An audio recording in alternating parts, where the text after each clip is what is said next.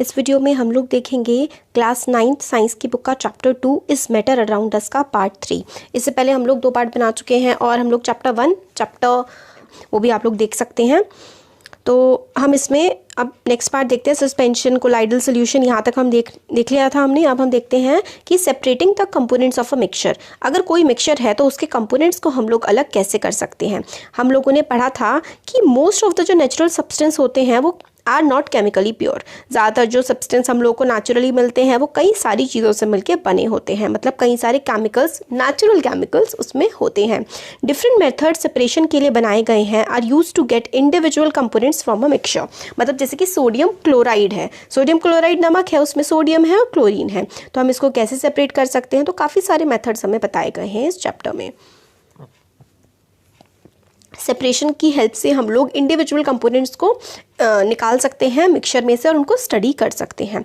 Heterogeneous mixtures can be separated into their respective constituents by simple physical methods like hand picking, sieving, filtration that we use in our day to day life. तो जो heterogeneous mixtures होते हैं ना, मतलब जैसे कि जो अलग अलग दिखते हैं, जैसे कि दाल में आपने चावल बना दिया तो आप दाल और चावल को हाथ से भी या फिर छान करके या फिर सीविंग से फिल्टर करके आप लोग निकाल सकते हैं। बट कुछ ऐसे चीज़ें होती हैं जो इस तरीके से मिक्स होते हैं, जैसे कि मान लीजिए इंक मिक्स कर दिया आपने पानी में, आप कैसे निकालोगे उसको। तो और काफ़ी सारे मेथड होते हैं जो ये हैंड पिकिंग और सीविंग, इनके अलावा फिजिकल मेथड्स के अलावा केमिकल मेथड्स का भी इस्तेमाल करते हैं। अब देखिए how can we obtain component from ink. ठीक है, जैसे कि पानी में इंक मिला दी तो उसमें से आप अब कैसे अलग अलग करेंगे उसको। तो एक्टिविटी दे रखी है, आप एक बीकर में पानी लीजिए और put a watch glass on the mouth of the beaker. उसमें एक वॉच ग्लास लगा दीजिए, मतलब उसको देखते रहिए। ठीक है, उसमें कुछ ड्रॉप्स डाल दीजिए इंक की ऑन द वॉच ग्लास। जो आपने ग्लास है वॉच ग्लास से लगाया हुआ है उसमें कुछ बूंदे इंक की डाल दीजिए। अब उसको बीकर को ना गर्म करना शुरू कर दीजिए। और we do not want to heat the ink directly, हम लोग इंक को डायरेक्टली हीट नहीं करना चाहते हैं।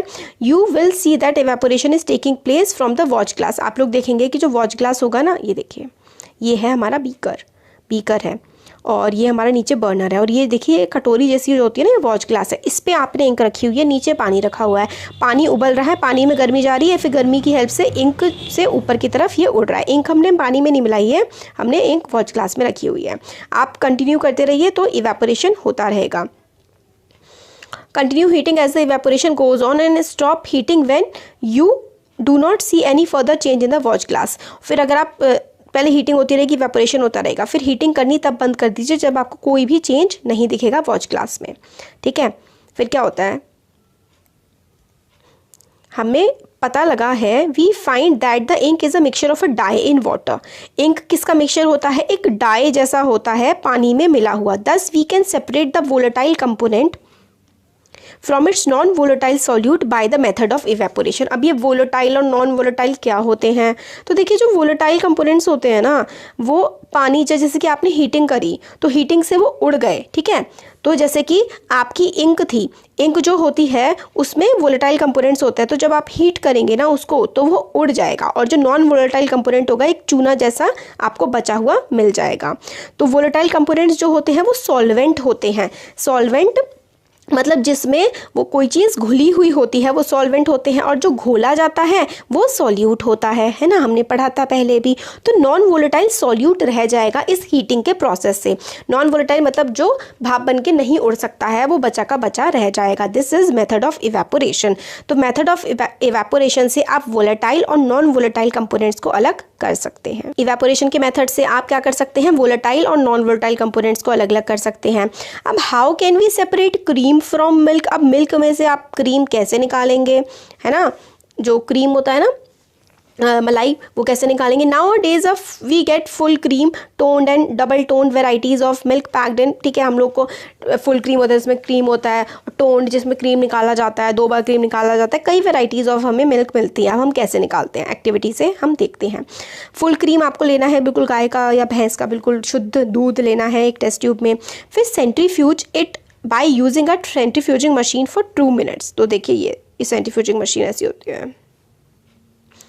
1 मिनट, सेंट्रीफ्यूजिंग मशीन गिवन नहीं है इसमें, sorry.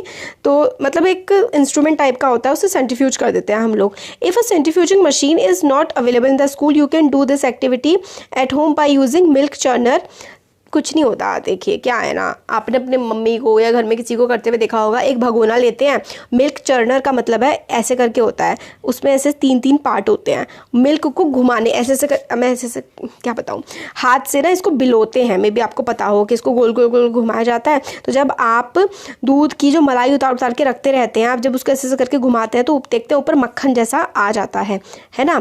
If you have a milk dairy near by, उसको दिखा कह दो कि दिखा दें कैसे पनीर वनीर बनता है। फिर उसमें से आप जब उसको घी ताते हैं तो आपका घी अलग हो जाता है, उसमें से पनीर भी निकल जाता है ना। तो ये this is separated by centrifugation. This principle is that the denser particle are forced to the bottom and lighter particle stay at the top when spin rapidly. जब आप उस मलाई को खूब तेज तेज हिलाते हैं ना, तो उसको मलाई को हिलाने के बाद क्या होता है, मक्खन जैसा जो है वो तो नीचे आ जाता है और जो पानी जैसा है ना वो ऊपर आ जाता है। उसी वो जो पानी जैसी चीज़ होती है ना, उसी से पनीर बनता है। अभी देखिए सेंट्रीफ्यूगेशन ना अपनी मम्मी से समझिएगा, बहुत अच्छे से पता है, मतलब आप अपने मदर से पूछिएगा कि आप घी कैसे निकालती हैं। तो जब घी आता है ना, जो शुद्ध घी होता है उसके ऊपर जो शुद्ध दूध होता है ना, उसके ऊपर मलाई जरूर जमती है। उस मलाई को ना क्या करते हैं, अलग निकाल के रखते रहते हैं। उस मलाई को फिर इकट्ठा कर लेते हैं, फिर उसमें हल्की सी खट्टी चीज़ दही मिला देते हैं, फिर उसको बिलोई से बिलोते हैं, उसको हिलाते हैं। जब उसको हिलाते रहते हैं ना, हल्का सा वार्म करने के बाद, तो मक्खन नीचे आ जाता है और ऊपर पानी पानी जैसा आ जाता है। उस पानी से पनीर बनाया जा सकता है। और बाकी जो घी होता है, फिर जो मक्खन बच जाता है, उसको जब हम गर्म करते हैं तो उससे घी बनता है। यही पूरा जो बिलो करके कि मक्खन नीचे बैठ गया और पानी जैसा ऊपर आ गया, यही जो प्रोसेस होता है ना, यही सेंट्रीफिकेशन का प्रोसेस होता है। एप्लीकेशन क्या है, इससे को हम लोग डायग्नोस्टिक लेबोरेटरीज में इस्तेमाल करते हैं, ब्लड और यूरिन के टेस्ट में सेंट्रीफिकेशन के एप्लीकेशन, ठीक है। ब्लड और यूरिन टेस्ट में काम आते हैं, डेयरीज में काम आते हैं बटर को क्रीम में से निकालने के लिए, और वॉशिंग मशीन्स में, ठीक है, to squeeze out water from wet clothes, ठीक है, गीले कपड़ों में से पानी निकालने के लिए भी। देखिए मशीन कैसे घूमती है, मशीन ऐसे गोल गोल गोल गोल घूमती है ना, वही सेंट्रीफिकेशन का प्रोसेस चल रहा होता है उसमें। ये एप्लीकेशंस है, किस किस जगह इसका इस्तेमाल होता है। How can we separate a mixture of 2 immiscible liquids. हम लोग 2 इममिसिबल लिक्विड्स हैं, मतलब जो लिक्विड्स एक दूसरे में घुलते नहीं हैं, उनको हम लोग कैसे सेपरेट कर सकते हैं। तो देखिए हम लोग केरोसिन को अगर हमें पानी में से सेपरेट करना है तो हम लोगों को उसे एक सेपरेटिंग फनल में रखना होगा, ठीक है। Pour the mixture of kerosene oil and water in separating funnel. ये सेपरेटिंग फनल है, आपको ऊपर से क्या करना है, इसमें डाल देना है मिक्सचर। मतलब जिस आपने मिक्सचर बना लिया तेल का और पानी का मिक्सचर बना लिया, उसको एक सेपरेटिंग फनल में आपने डाल दिया। फिर क्या करना है, फिर आपने मिक्सचर डाल दिया, आपने जब इस सेपरेटिंग फनल में इस तरीके से मिक्सचर डाल देंगे ना, और उसको छेड़िए मत कुछ टाइम के लिए, ऐसे ही छोड़ दीजिए ताकि जो ऑयल की लेयर है और वाटर की लेयर है ना, वो अलग अलग बन जाए। ओपन द स्टॉप कॉक, ऊपर ये जो आपने क्या है, ये सेपरेटिंग फनल थी इस तरीके की, फिर आपने इसको नीचे से बंद कर दिया है। ये यहाँ पे नीचे पानी आ जाता है और तेल ऊपर चला जाता है, ठीक है, ऐसे होता है सेपरेटिंग फनल में। ओपन द स्टॉप कॉक, जो नीचे की तरफ ये लगी हुई थी यहाँ पर, इसको आप ओपन कर दीजिए। फिर क्या होगा, and pour out the lower layer of water carefully, और बिल्कुल ध्यान से आप क्या करिए, फटाफट से पानी निकाल लीजिए। और close the stopcock of the separating funnel as the oil reaches the stopcock, और जैसे ही स्टॉप कॉक पे आपने इसको खोल दिया, पानी निकाल लिया, फिर जैसे ही ऑयल आने वाला हो फटाफट से इसको बंद कर दीजिए, तो आपका पानी और ऑयल अलग अलग हो जाएगा। फनल जो होती है ना, सेपरेटिंग फनल, कुछ नहीं करना होता, आपने जो भी आपका मिक्सचर था ना, उसको सिर्फ सेपरेटिंग फनल में डाल देना है। इनकी खुद की प्रॉपर्टी होती है कि पानी नीचे बैठ जाएगा और ऑयल ऊपर आ जाता है, ठीक है। 2 इममिसिबल लिक्विड, इममिसिबल लिक्विड का मतलब होता है ऐसी 2 तरल चीज़ें, ऐसे 2 लिक्विड जो आपस में मिक्स नहीं होते हैं, उनको हम लोग सेपरेटिंग फनल से जो है अलग करते हैं। तो एप्लीकेशंस क्या है, इस्तेमाल क्या होते हैं, अगर ऑयल और पानी मिल गया है तो उसको हम लोग अलग अलग कर सकते हैं। और in the extraction of iron from its ore, देखिए ओर क्या होता है, अभी आप लोग 10th क्लास में जाएंगे ना तो अच्छे से समझेंगे इसको। ओर होता है, हम लोगों को ना जो भी चीज़ें अर्थ से मिलती हैं वो प्योर फॉर्म में ज़्यादातर नहीं मिलती हैं, हम लोग को वो ओर्स की फॉर्म में मिलते हैं, उनके साथ बहुत सारी इम्प्योरिटीज़ होती हैं। तो आयरन भी ओर की फॉर्म में मिलता है, तो बाकी जो दूसरी चीज़ें हैं ना हटानी होती है हमें आयरन से, वो भी हम लोग सेपरेटिंग फनल वाले मेथड से इस्तेमाल करते हैं। The lighter slag is remove from the top by this method to leave the molten iron at the bottom of the furnace. तो जो स्लैग है, जो गंदगी है, वो हम लोग is remove from the top, ऊपर से गंदगी हटा देते हैं और नीचे जो आयरन, मॉल्टन आयरन है पिघला हुआ, वो रह जाता है। This principle is that immiscible liquid separate out in layers depending on their densities. अब ये जो है, ये दिस इज़ वेरी इंपॉर्टेंट, ये जो इमिसिबल लिक्विड्स है ना, वो किस पर काम करते हैं? Variation in densities. Immiscible liquids मतलब जो लिक्विड आपस में मिक्स नहीं हो पाते। आप देखिए ज़रा पानी में ज़रा 4-5 बूंदे डाल के देखिए ऑयल की, कैसे तैरने लगती हैं। ठीक है, पानी नीचे रह जाता है और ऑयल ऊपर आ जाता है, क्योंकि ऑयल हल्का होता है ना। तो हम लोग सेपरेटिंग फनल से हम लोग कैसे कर पाते हैं दोनों को अलग?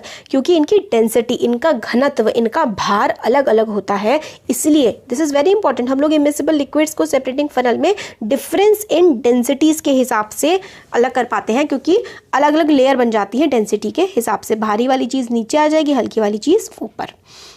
नेक्स्ट आता है, how can we separate a mixture of salt and camphor. नमक और कपूर के मिक्सचर को हम कैसे अलग कर सकते हैं? तो हम लोगों ने चैप्टर 1 में पढ़ा था कि camphor changes directly from solid to liquid state on heating. कपूर को आपने अपने घर में भी देखा होगा, पूजा में इस्तेमाल होता है। कपूर को आप जलाएंगे तो सीधा वो भाप बन के उठ जाएगा। ठीक है, टू सेपरेट इस तरीके के mixture that contain a sublimable volatile component. Sublimable मतलब जो डायरेक्ट क्या हो जाता है, सॉलिड से डायरेक्ट गैस में चेंज हो जाता है, मतलब लिक्विड में तो आया ही नहीं, तो लिक्विड सब्ट्रैक्ट हो गया, तो सब हो गया, सब्लिमेट हो गया। तो sublimate volatile component, volatile component मतलब जो एकदम से भाप बन के उठ जाते हैं तो इनको हम लोग from non sublimable impurity. Non sublimable मतलब जो सॉल्ट है, भाई नमक है, वो भाप बन के तोड़ेगा नहीं। तो सॉल्ट और कैम्फर के हम लोग जो मिक्सचर है उसको कैसे हम लोग अलग करते हैं, ये देखते हैं। Some examples of solids which sublime are ammonium chloride, naphthalene and anthracene.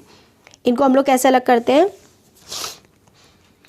Separation of camphor and salt by sublimation. Sublimation का जो प्रोसेस होता है ना, इससे करते हैं, क्योंकि जो भाई आपने आग लगाओगे तो कैम्फर जो है वो तो एकदम से भाप बन के उड़ जाएगा और रहेगा क्या नीचे? नमक रह जाएगा बस। Mixture of camphor and salt है, वेपर्स ऑफ कैम्फर, कैम्फर जो है वो ऊपर उड़ जाएगा और फिर यहाँ साइड में अगर उसको हीट नहीं मिलेगी तो कोने कोने में जम जाएगा और नीचे क्या बचेगा? नीचे सॉल्ट बचेगा। सिर्फ ऊपर आपने कॉटन प्लग लगा दिया, क्यों? क्योंकि ताकि भाप बन के ऊपर ही ना उड़ जाए सारा का सारा। आपको अलग करना है ना, भगाना थोड़ी कैम्फर को। तो आप यहाँ हीटिंग कर रहे होंगे और अगर यहाँ पे ठंडा होगा तो जो भाप बन के उड़ा था ये फिर से जम जाएगा। बस यही पूरा का पूरा प्रोसेस इसका होता है। ठीक है, अब आगे आता है हमारा, is the dye in black ink a single colour. Dye जो होता है ब्लैक इंक का, वो क्या सिर्फ एक सिंगल कलर ही होता है? तो हम लोग को देखना है। तो take a thin strip of filter paper, आपको फिल्टर पेपर लेना है। Draw a line on it using a pencil. आपने फिल्टर पेपर लिया, फिल्टर पेपर स्कूल वगैरह में मिल जाते हैं, शॉप्स में मिल जाते हैं, उस पर पेंसिल से एक लाइन ड्रॉ कर देनी है लगभग 3 सेंटीमीटर की, अबव द लोअर एज। मतलब आपने जो फिल्टर पेपर लिया है उसके लगभग 3 सेंटीमीटर की 3 सेंटीमीटर अबव आपको एक लाइन, लगभग 3 सेंटीमीटर नीचे से लाइन लेनी है और यहाँ पर एक पूरी लंबी सी लाइन खींच देनी है। समझ में नहीं आया कि सबको? फिल्टर पेपर लिया, यहाँ से 3 सेंटीमीटर नापा और ऐसी लाइन खींच दी। ठीक है, put a small drop of ink, water soluble, जो पानी में घुलने वाली इंक है उसको डालना है, that is from a sketch pen और फाउंटेन पेन। ठीक है, at the centre of the line. मतलब आपने ये जो बनाया था ना, यहाँ पे आपने 3 सेंटीमीटर पे लाइन ली थी और आपको क्या करना है, एक आपकी इंक जो है उसकी एक ड्रॉप आपको इसके बीच में यहाँ पर कहीं पर डाल देनी है। लेट इट ड्राई, आप उसको सूखने दीजिए। Lower the filter paper in the jar, beaker, test tube जो भी है, containing water, so that the drop of ink on the paper is just above the water level. फिर आपको इसको ना एक पानी के उसमें डालना है, मतलब एक जार जिसमें पानी हो वहाँ पर डालना है और बिल्कुल इतने तक डुबा देना है, मतलब यहाँ तक डुबा दीजिए। आप इस तरीके से जार को रखिए कि यहाँ तक पानी आ जाए, जस्ट अबव, मतलब इंक जो है ना उस तक पानी ना पहुँचे, सिर्फ इससे नीचे तक। ठीक है, और उसको ऐसे ही छोड़ दीजिए। Watch carefully as the water rises up on the filter paper, record your observation. फिर आप देखेंगे जैसे जैसे फिल्टर पेपर पे ऊपर पानी पहुँचता जाएगा तो क्या होगा। तो फिर उसके आपने डॉट के नीचे तक डुबो दिया, बट फिल्टर पेपर की प्रॉपर्टी होती है, पेपर की प्रॉपर्टी क्या होती है, आपने पानी में डुबाया वो ऊपर की तरफ जाने लगता है ना, ऊपर की तरफ जाएगा। तो separation of dyes in black ink using chromatography. तो ये separation of dyes in black ink using chromatography, तो क्रोमेटोग्राफी के प्रोसेस से जो है क्या होता है कि ये अलग अलग हो जाते हैं। अब इसका यहाँ पे देखिए, the ink that we use has water as the solvent. And the dye is soluble in it. तो इंक जो हमने इस्तेमाल करी थी ना, उसमें पानी का सॉल्वेंट लिया गया था, पानी में घुली गई थी इंक को, और जो डाई है ना, डाई जो उसका कलर होता है वो पानी में घुल जाता है। As the water rises on the filter paper, तो फिल्टर पेपर पे जैसे जैसे पानी ऊपर की तरफ बढ़ता जाता है ना, it takes along with it the dye particle. तो जो डाई वाला पार्टिकल होता है ना इस इंक में, जो हमने पानी बढ़ता गया तो डाई इसके साथ पानी के साथ साथ ऊपर चला जाता रहता है। It takes along with the dye particles, ठीक है। Usually dye is mixture of 2 और मोर कलर्स। डाई कभी भी एक कलर का नहीं होता है, ज़्यादातर वो 2 या 2 से ज़्यादा कलर का ही होता है। Coloured component that is more soluble in water rises faster and this way the colors get separated। अब हमें पता है कि डाई 2 या 2 से ज़्यादा कलर्स का बना होता है, तो जो कलर वाटर, और कलर ना वाटर में कलर्स की प्रॉपर्टी होती है कि हर कलर वाटर में बराबर सॉल्युबल नहीं होगा, कोई कलर ज़्यादा सॉल्युबल होगा तो कोई कलर कम सॉल्युबल होगा। तो कलर की इसी प्रॉपर्टी से जो कम सॉल्युबल होगा वो फटाफट से क्या हो जाएगा, the colour component more soluble in water, वो ऊपर फटाफट से पहुंच जाएगा, और जो कम सोल्यूबल होगा वो धीरे धीरे पहुंचेगा। और इस हेल्प से हम लोग 2 जो है कलर्स को अलग अलग कर लेंगे। इस तरीके से हमारा हो जाता है। तो this process of separation of components, ठीक है, अलग अलग कलर्स को हमने सेपरेट किया तो हम इसे क्रोमैटोग्राफी कहते हैं। क्रोमा का मतलब कलर होता है, और ये टेक्निक जो है कलर्स को अलग करने के लिए काम में आती है। Chromatography is the technique use for separation of those solutes that dissolve in the same solvent. मतलब अगर 2 अलग अलग टाइप के सॉल्यूट्स हैं, सॉल्यूट क्या होता है, जो चीज़ें घोली जाती हैं, सॉल्वेंट जिसमें घोली जाती हैं। अब आपका कोई सॉल्वेंट था, उसमें 2 अलग अलग सॉल्यूट घुल गए, बट आपको अब अलग करना है, तो क्रोमैटोग्राफी का इस्तेमाल करते हैं। टेक्नोलॉजी के एडवांसमेंट से नई नई टेक्नोलॉजीज़ क्रोमैटोग्राफी की डेवलप हो चुकी हैं, बहुत सारी चीज़ों में इस्तेमाल होता है। किस किस जगह हमें बता रखा है, कलर्स इन अ डाई, जो डाई के कलर्स होते हैं उन दोनों को कलर को अलग करना है, तो वही आपने पेपर लिया, लाइन बना दी, उस पर आपने इंक लगा दी, फिर उसके बाद आपको इसको पानी में यहाँ तक डुबोना है, सिर्फ यहाँ तक। फिर पानी जैसे जैसे ऊपर से चढ़ता जाएगा तो जो कलर है उसकी प्रॉपर्टी होती है, एक डाई में 2 से ज़्यादा कलर होते हैं, और कलर की प्रॉपर्टी होती है कि कोई कलर पानी में जल्दी घुल जाता है, कोई कलर लेट घुलता है। तो जो जल्दी घुल जाएगा वो ऊपर आ जाएगा, कम घुलने वाला नीचे आ जाएगा, और ऐसे कलर सेपरेट हो जाएंगे। और क्या एप्लीकेशन है, pigments from natural colours. Natural colours जो होते हैं ना, उसमें भी कई सारे कलर्स होते हैं, तो अलग अलग कलर सेपरेट कर देते हैं। और ड्रग्स फ्रॉम ब्लड, ब्लड में से ड्रग्स को अलग करने के लिए भी क्रोमैटोग्राफी का इस्तेमाल किया जाता है। बहुत इंपॉर्टेंट है, याद रखिएगा। अब आता है how can we separate a mixture of 2 miscible liquids. अब 2 ऐसे लिक्विड जो आपस में घुल जाते हैं उनको हम कैसे अलग कर सकते हैं। तो 2 एक साथ घुलने वाले मिक्सचर्स को हम लोग अलग करने के लिए क्या करना पड़ेगा, तो हम लोग करते हैं एसीटोन और वाटर। एसीटोन और वाटर एक दूसरे में आपस में अच्छे से मिल जाते हैं, उनको हम कैसे अलग करेंगे, तो हम लोग एक डिस्टिलेशन का प्रोसेस होता है, इससे इसको अलग किया जाता है। डिस्टिलेशन, हम लोग डिस्टिलेशन फ्लास्क ले लेंगे, ये देखिए ऐसा होता है ये डिस्टिलेशन का प्रोसेस, ठीक है। तो ये जो है डिस्टिलेशन फ्लास्क, इसमें हम दोनों लिक्विड्स को ले लेंगे, पानी को भी और वाटर को भी, ठीक है, सॉरी पानी को और एसीटोन को, पानी और एसीटोन का हमने इसमें ले लिया है। फिर हम क्या करेंगे, अरेंज द अपरेटस, और इसमें हम लोग क्या करेंगे, एक थर्मोमीटर भी लगा देंगे। ये देखिए हमने यहाँ पे लिया हुआ है, नीचे से हीटिंग कर रहे हैं और ऊपर हमने थर्मोमीटर लगा दिया है। फिर mixture of acetone and water है, फिर ये इस तरीके से, अभी आगे देखते हैं फिर बताते हैं।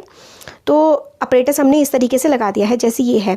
Heat the mixture slowly keeping a close watch at the thermometer, हमें धीरे धीरे मिक्सचर को गर्म करना है और थर्मोमीटर पे बहुत ज़्यादा ध्यान देना है। एसीटोन वेपराइजेस, एसीटोन जो है वो वेपर बन के उड़ने लगता है। Condenses in the condenser and can be collected from the condenser outlet, तो जो ये है ये वेपराइज होगा, भाप बन के उड़ेगा। और ये देखिए ये जो है ना, ये कंडेंसर है, जैसे कि जैसे ही भाप बन के उड़ा तो यहाँ से तो हमने बंद कर रखा है इसको, अब ये जाएगा यहाँ, तो एसीटोन पानी से जल्दी भाप बन के उड़ जाता है। तो फिर जैसे ही ये भाप बन के उड़ेगा, फिर यहाँ पे ठंडा हो जाएगा, ठंडा होके फिर क्या हो जाएगा, कंडेंस ही हो जाएगा, और फिर क्या होगा, ये एसीटोन की बूंदें नीचे हमें गिर जाएंगी।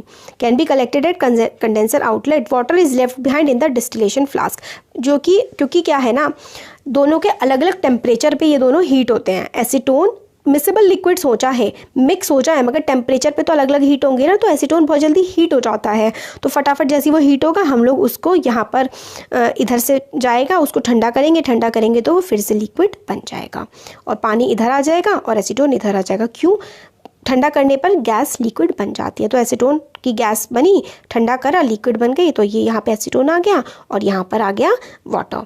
तो ये जो प्रोसेस है, इस प्रोसेस को हम लोग कहते हैं डिस्टिलेशन का प्रोसेस। ठीक है, तो this method is called distillation. ये जो मेथड होता है ना, दो मिसिबल, दो घुलने वाले लिक्विड्स को अलग करने का जो प्रोसेस होता है, उस प्रोसेस को हम डिस्टिलेशन कहते हैं। It is used for the separation of components of a mixture containing two miscible liquids that boil without decomposition and have sufficient difference in their boiling point. तो डिस्टिलेशन का जो प्रोसेस है, दो miscible liquids को अलग करने के काम आता है, मगर उन दो मिसिबल लिक्विड्स का बॉइलिंग पॉइंट थोड़ा दूर होना चाहिए, ताकि जब हीट करें तो एक पहले उड़ जाए और फिर हम ठंडा कर लें, लिक्विड ले लें। तो दोनों के बॉइलिंग पॉइंट में डिफरेंस होना चाहिए। Up to separate mixture of 2 और more miscible liquids for which the difference in the boiling point is less than 25 kelvin, fractional distillation process का इस्तेमाल होता है। तो हमने दो को तो हम लोग नॉर्मल डिस्टिलेशन से कर लेते हैं, बट दो से ज़्यादा जिनके टेम्परेचर का डिफरेंस 21 केल्विन से कम होता है, उसके लिए ये याद रखिए 21 केल्विन से कम होना चाहिए टेम्परेचर का डिफरेंस, और दो या दो से ज़्यादा मिक्सचर होने चाहिए। उसको हम लोग फ्रैक्शनल डिस्टिलेशन के प्रोसेस से अलग करते हैं। 25 केल्विन से कम होना चाहिए उनका डिफरेंस, तो फ्रैक्शनल डिस्टिलेशन का इस्तेमाल करेंगे।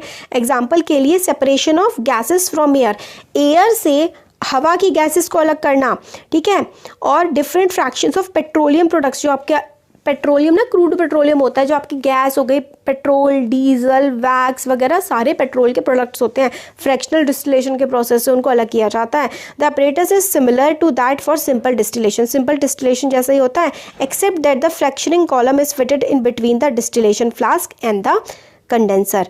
तो देखिए सेम ही होता है, बट दो एक ये फ्रैक्शनल कॉलम जो होता है फ्लास्क के बीच में, और कंडेंसर, ये कंडेंसर है, कंडेंसर का काम होता है ठंडा करना।